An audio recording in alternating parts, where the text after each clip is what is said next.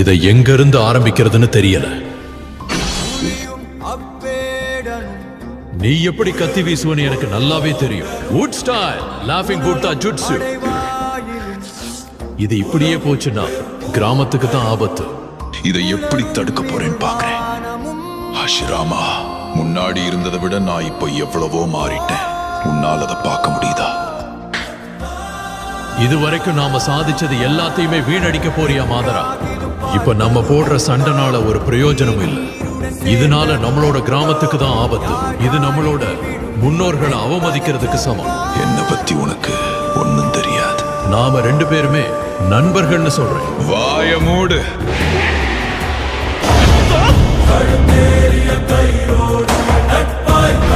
お前は俺を友達